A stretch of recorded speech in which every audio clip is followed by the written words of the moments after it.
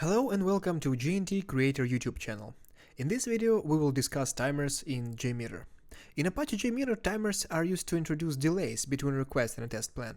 Timers are essential for simulating realistic user behavior and ensuring that the load on the server is distributed appropriately.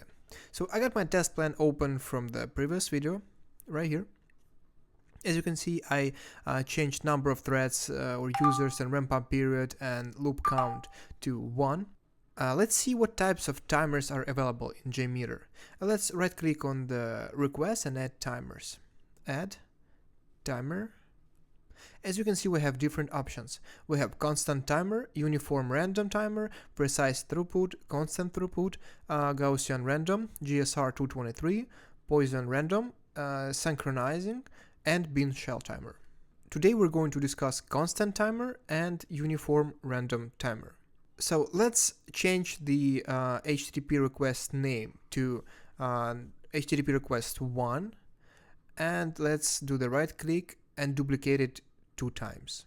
So in the end we need to have 3 separate requests. Let's change the name of the second one to HTTP request 2 and third one to HTTP request 3. So we already have 2 reports from our previous video. This is view result tree and view result in table. Now let's save it and run our test. So we're basically sending those requests in the same time. But what if we need to emulate a real world scenario and add some time gaps in between? We can add timers. There are multiple options. We can add timer directly to each request or to the different level like test plan or thread group. Let's do the right click on the thread group and add a constant timer. Add timer, constant timer. As you can see, the thread delay in milliseconds set up to 300, but let's change it to 5000, which means that it's going to be 5 seconds.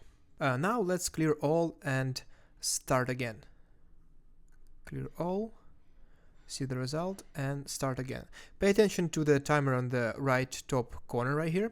Every request will be executed within a delay of 5 seconds. We see the first one, now it's going to be the second one on number 10 or 11, and the last one in 5 seconds. So we have gaps in between of 5 seconds. So it took 16 seconds to run all 3 of them. As you can see, this timer is related to the thread group. So it means that it's related to each of those requests in the same time. But let's drag and drop it to the HTTP request number 2. Clear all and save. So now the flow is supposed to go this way. First request starts right away without any delays, then 5-second delay before the second one, and then the third one without any delays. So let's run and see how it goes. So the first one right away, you see, then 5 seconds gap, and second and third. So that was the constant timer. The second most useful timer is the uniform random timer. As you can understand from its name, the uniform random timer adds random delays with the uniform distribution between requests. This timer can be used to simulate variability in user think times. Let's delete our existing timer and right click on the thread group and add a uniform random timer. The timer has 2 fields that you need to configure. The first one is random delay maximum in milliseconds, set up maximum time for the random delay, and the constant delay offset in milliseconds. Set a constant offset that will be added to the random delay. So for example, if you set the random delay maximum to 5000 milliseconds, which means 5 seconds, and the constant delay offset to 2 seconds, the actual delay introduced by the timer for each thread will be a random value between 2 and 7 seconds. So let's save this one, clear all first, and run it again.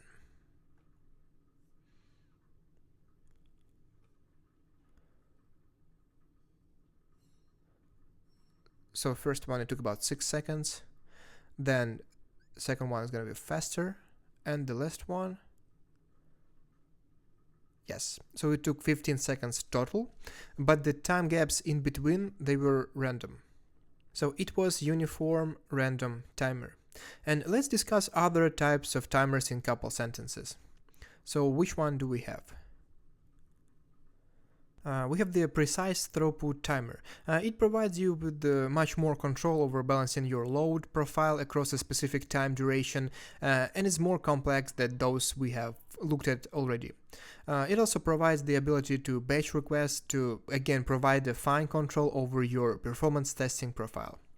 Then the constant throughput timer. So the constant throughput timer is a more powerful timer, not in the same way the previous timer was, but more for its ability to control threads in thread groups or across thread groups to fulfill a load profile. Then Gaussian random timer. So this kind of timer is simple to use and quite complicated to explain. Its name comes from the Gaussian curve, which is a feature of statistical analysis, and it's also known as the bell curve due to its shape when shown in a graph. Then GSR 223 timer. This kind of timer is most flexible of the timers, as it all allows you to script your delays, and you can make this simple or complex as your test demands. Using Groovy is your scripting language is recommended due to the performance benefits it provides, but other options are available in the language option. Then Poisson random timer. This kind of timer is very similar to the Gaussian random timer and equally complicated to explain. Instead of using the Gaussian distribution for its delay, it uses the Poisson distribution for its delay. Then synchronizing timer. It allows you to simulate multiple concurrent users executing a business transaction in the same time. If you wanted to simulate a high volume of logons, for example, to simulate your users starting work, or simulate a high volume of purchases on your website or ticket sales, then this is the best way to emulate this activity in JMeter. And the bean shell timer. The bean shell timer has been included but really should not be used anymore, and the GSR 223 timer used in its place because of the performance benefits of using the GSR 223 timer. If you have any questions, you can always leave a comment below. If you like this video, please hit your thumbs up and click the subscribe button. It was JNT Creator. See you in new videos. Bye.